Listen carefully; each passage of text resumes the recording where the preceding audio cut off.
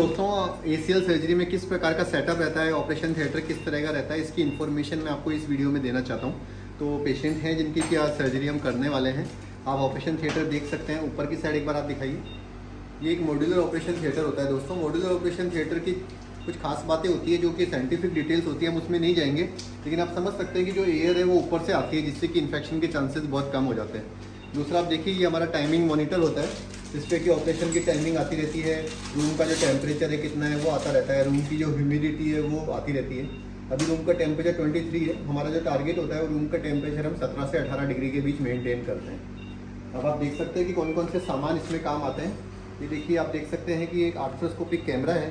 ये 4 mm की size होती है और 30 डिग्री का एंगल होता है। और इसके साथ जो अटैच है वो एक कैमरा है। आप कैमरा देख सकते हैं, ये कैमरा इसके साथ अटैच होता है। ये जो स्पेशल HD कैमरा होता है दोस्तों, आप HD लिखा हुआ देख सकते हैं, तो इससे जो इसकी विज़न क्वालिटी है वो बहुत ही शानदार होती है। ये जो पानी जो आप देख पा रहे हैं, नॉर्मल सलाइन होता है जो कि घुटने के अंदर जाता है और जिसकी मदद से ब्लड नहीं आता और हम देख पाते हैं। ये शेवर मशीन होती है। शेवर मशीन की खास बात ये होती है कि जो अंदर का भी जो कचरा है उसको क्लीन करती है। कोई टिश्यू होता है जो कि बीच में आ रहा है, आपको देखने में रुकावट हो रही है, तो उसको क्लीन करने का ये काम करती है। तो ये बेसिक एक ACL का सेटअप होता है जो कि हम यूज़ करते हैं। इसके अलावा ACL में कौन कौन सी इंस्ट्रूमेंट काम आते हैं उसका भी मैं आपको इन्फॉर्मेशन दूंगा। एक इंस्ट्रूमेंटेशन है जो आप देख सकते हैं, ये हमारा ग्राफ्ट साइज़र है।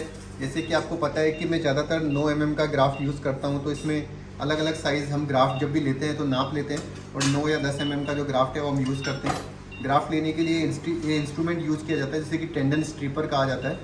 ये ACL की जिग है दोस्तों, जिसको कि हम 55 डिग्री के एंगल पे सेट करते हैं, इससे कि हम टिबिया में टनल बनाते हैं। टनल बनाने के लिए अलग अलग साइज़ के रीमर्स होते हैं, जैसे 8 नंबर का रीमर, 9 नंबर का रीमर, ये इस प्रकार के इसमें रीमर्स होते हैं। इसी प्रकार से फीमर में जब हम जिग बनाते हैं तो एक स्पेशल ऑफसेट काम में लेते हैं, तो ये फीमर का ऑफसेट होता है। ये जो इंस्ट्रूमेंट है जिससे कि कहते हैं डेप्थ गेज, जिससे हम नापते हैं कि जो टनल है वो किस लंबाई की बनी है और उसके अकॉर्डिंगली ग्राफ्ट की प्रिपरेशन की जाती है। तो दोस्तों, ये बेसिकली कुछ इंस्ट्रूमेंटेशन है जो कि हम ACL सर्जरी में काम में लेते हैं। तो दोस्तों, आप देख सकते हैं कि जो 9 नंबर का ग्राफ्ट है, जो ग्राफ्ट है उसको हमने 5 गुना कर लिया, जैसे इसकी स्ट्रेंथ काफ़ी मजबूत हो जाती है। इसमें अलग से किसी तरह के इंटरनल ब्रेस की या उसकी ज़रूरत भी नहीं रहती। और दूसरी बात है, ये पूरा बॉडी का नेचुरल पार्ट बन जाता है। और उसके साथ ये आप लूप देख सकते हैं और ये एंडो बटन देख सकते हैं जो टाइटेनियम का बना हुआ होता है। तो ये जो लूप है इसके द्वारा ये फीमर पे शिफ्ट हो जाता है और नीचे की साइड इंटरफेरेंस स्क्रू यूज़ कर लिया जाता है।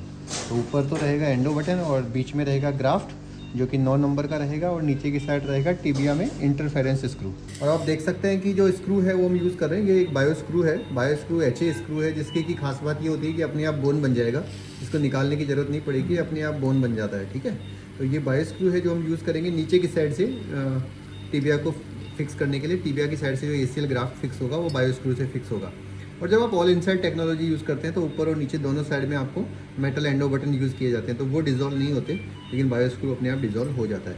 90% केसेस में जो दोस्तों ACL इंडिया में होते हैं या वर्ल्ड में होते हैं, 99% ही मैं कहूँगा ACL में बायो स्क्रू यूज़ किया जाता है और ये सबसे बेस्ट टेक्नोलॉजी है।